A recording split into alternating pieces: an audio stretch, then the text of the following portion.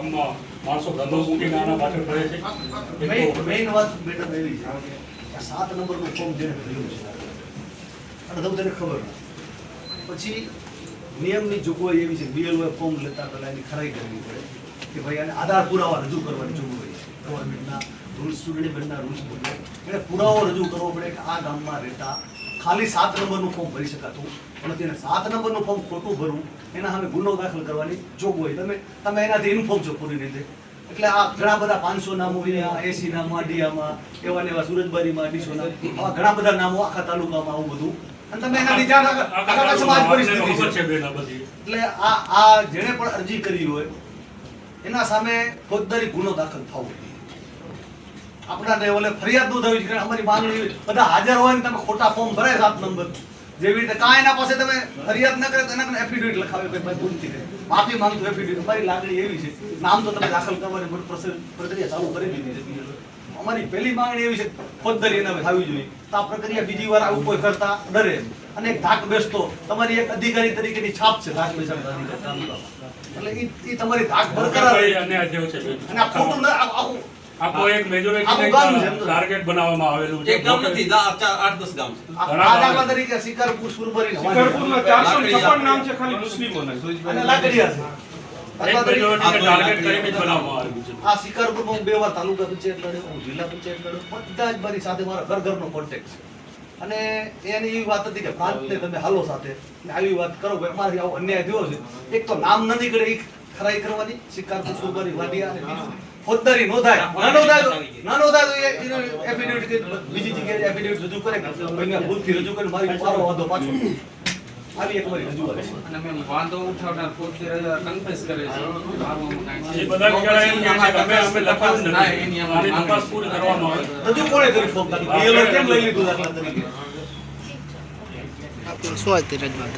ભરતભાઈ ઠક્કર,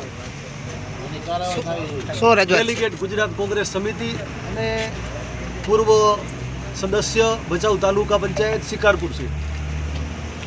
આજ રોજ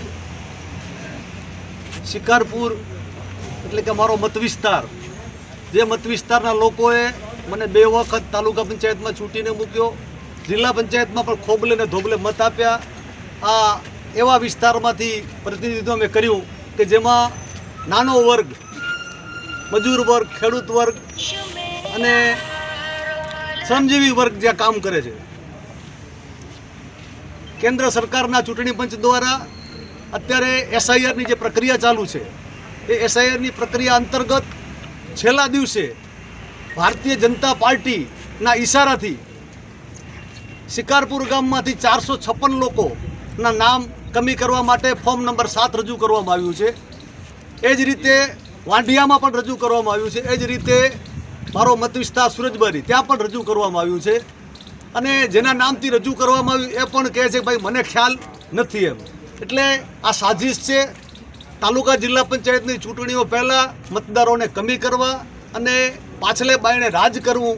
આ ગેરરીતિ સામે આજ રોજ મારા મત વિસ્તારના તમામ આગેવાનો અને કાર્યકરો મોટી સંખ્યામાં અત્રે પ્રાંત કચેરીમાં ઉપસ્થિત થયેલ છે.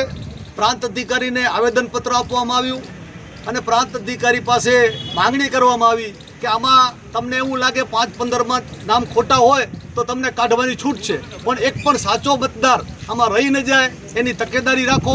અને એનાથી વધારે જે ચૂંટણી પંચનો નિયમ છે, કેન્દ્રીય ચૂંટણી પંચનો SIR મુજબ, કે જેમણે 7 નંબરનું ફોર્મ રજૂ કર્યું હોય એણે જેનો પણ વાંધો લીધો એનો પુરાવો રજૂ કરવાનો થાય અને પુરાવો રજૂ ન કરે તો એના સામે ગુનો દાખલ કરવાનો થાય.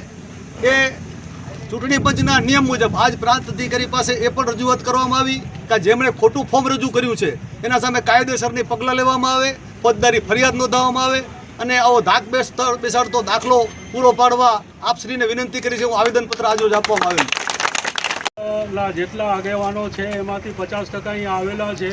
456 માણસોના નામ નીકળી ગયેલા છે, જે અમને મોટો અન્યાય થયો છે.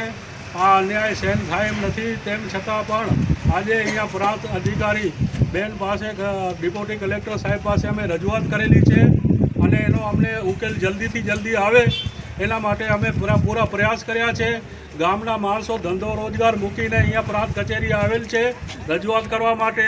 જે કોઈ જવાબદાર માણસ હોય એમને પૂરેપૂરો એની જવાબદારીમાં જે આવે છે એના ખુલાસા થાય અને અમારા ગામના માણસોને ન્યાય મળે એવી મારી રજૂઆત છે. હું હાજી સિદ્દીકભાઈ હાજી સુલેમાનભાઈ ત્રાયા શિકારપુર.